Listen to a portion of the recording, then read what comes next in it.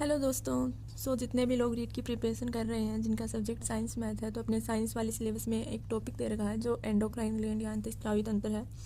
तो मैंने अभी उस टॉपिक से रिलेटेड कुछ नोट्स तैयार किए थे जो एकदम मतलब एग्ज़ाम के टाइम पे अपन को एक रिवीजन कर सके, बुक में ना देखना पड़े बार बार। तो मैंने सोचा कि ये वाला टॉपिक का मैं एक वीडियो बना के भी डाल देती हूँ। वैसे तो ज़्यादा नहीं है, ये वाला टॉपिक ज़्यादा हार्ड नहीं है, बट और काफ़ी लोगों ने कर भी लिया होगा, ऑलमोस्ट सभी ने तैयार कर रखा होगा, बट मेरे को लगा शायद एक आध को भी अगर इससे हेल्प मिलती है, क्योंकि इसमें कई सारे डिजीज़ वगैरह के जो हैं उनमें कई बार कन्फ्यूज़न रहता है। मैंने यहाँ पे एक लिखा है एक ही जगह पे सारे हार्मोन्स, एंडोक्राइन ग्लैंड, उनके हार्मोन्स और जो डिजीज़ हैं उन सभी को एक साथ में लिख लिया है ताकि कोई कन्फ्यूज़न ना रहे। और जिसको भी मतलब ये टॉपिक तैयार नहीं है या फिर इसमें हमेशा दिक्कत होती हो तो वो यहाँ से शायद थोड़ी बहुत हेल्प उसको मिल सके। तो चलिए देख लेते हैं मैंने किस तरीके से ये बनाया है। आप लोग चाहें तो नोट कर सकते हैं, या अगर आप लोगों को लगे तो आप कमेंट करके बोल दें तो मैं इसका PDF भी आप लोगों को शायद, अगर आप लोग बोलेंगे तो मैं डाल दूँगी, उसका लिंक अवेलेबल करवा दूँगी।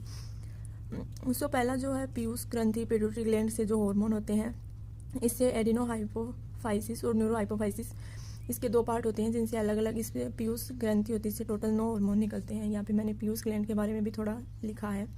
स्फिनोइड हड्डी होती है, उसमें गड्ढा होता है जिसे सेला टर्सिका बोलते हैं, तो उसमें पिट्यूटरी ग्लैंड होती है, इसका वजन होता है 0.6 ग्राम। मास्टर ग्लैंड बोलते हैं 9 हार्मोन। तो यहाँ पे इसके जो हार्मोन हैं इनके बारे में मैंने लिखा है। न्यूरोहाइपोफाइसिस से वेसोप्रेसिन और ऑक्सीटोसिन या पिटोसिन भी जिसे बोलते हैं।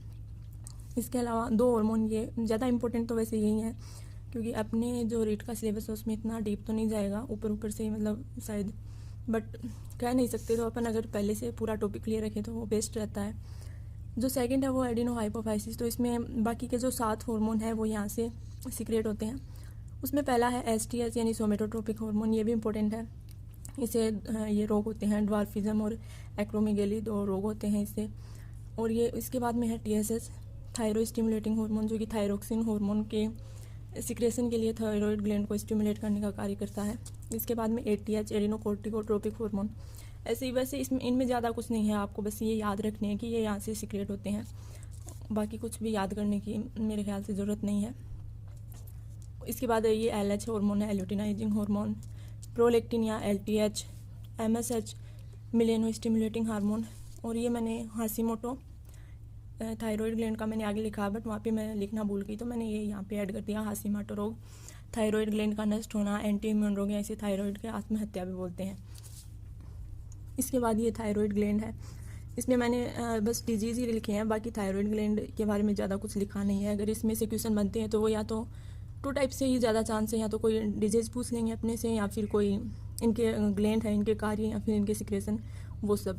तो थायरोक्सिन हार्मोन की कमी से होता है क्रेटिनिज्म, बच्चों में क्रेटिनिज्म होता है और बड़ों में मिक्सिडिमा होता है। इसके अलावा घेंगा रोग, और ये जो कमी होती है थायरोक्सिन हार्मोन की, इसे हाइपोथायरिडिज्म बोलते हैं। अधिकता से एक्सोप्थेलेमिया डिजीज़ होती हैं और इसे हाइपरथायरिडिज्म बोलते हैं, जो कि मैंने यहाँ पे लिखा नहीं है, बट वो नाम से पता चल जाता है। इसके बाद पैराथायरॉयड ग्लैंड है। पैराथायरॉयड ग्लैंड के 2 हार्मोन है, पैराथायरॉयड और कैल्सिटोनिन। तो कैल्सिटोनिन हार्मोन यानी Ca+, इसकी कमी से टिटेनी रोग होता है, और ज़्यादा अधिकता से ऑस्टियोपोरोसिस, जिससे हड्डियों में भंगुरता आ जाती है या फिर हड्डियाँ जल्दी क्रैक होती हैं। इसके बाद एड्रिनल ग्लैंड। एड्रिनल ग्लैंड के भी 2 पार्ट होते हैं, एड्रिनल कॉर्टेक्स और एड्रिनल मेडुला। तो कॉर्टेक्स से ग्लूकोकोर्टिकोइड, मिनरलोकोर्टिकोइड और ये जो अपने एस्ट्रोजन एंड्रोजन लिंक हार्मोन होते हैं, ये सब सीक्रेट होते हैं। इसके बाद मेडुला से एड्रिनलिन, नॉन एड्रिनलिन, ये। और इसके जो मेन रोग हैं वो ये 3 रोग हैं। एडिसन रोग, जो कि इस हार्मोन की कमी से होता है। कुशिंग रोग, जो इस हार्मोन की अधिकता से होता है। और इडिमा, ये सोडियम और एड्रिनल के स्त्राव के कारण, अधिक स्त्राव के कारण हो जाता है। इसके बाद जो ग्लैंड है पैनक्रियाज, मिश्रित ग्लैंड है, एक्सोक्राइन ग्लैंड और एंडोक्राइन ग्लैंड। तो कई बार शायद इसके भी चांस होते हैं पूछ लें कि इसमें एक्सोक्राइन कौन सी है, एंडोक्राइन कौन सी है।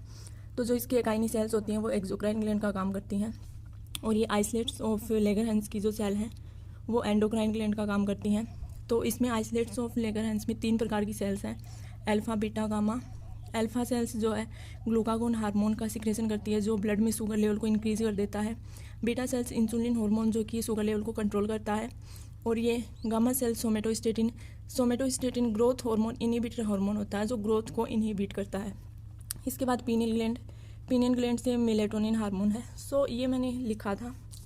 बाकी गोनाड्स हैं, उसके बारे में मैंने अभी इसमें लिखा नहीं है, वो आप खुद से बुक में भी, उसमें हार्मोन का ज़्यादा कुछ है नहीं। रिप्रोडक्टिव वाला जो पोर्शन है अलग से टॉपिक है तो उसमें आ जाते हैं उसके सारे हार्मोन। सो आई होप आप लोगों को थोड़ी बहुत हेल्प मिली होगी। सो वीडियो देखने के लिए थैंक यू।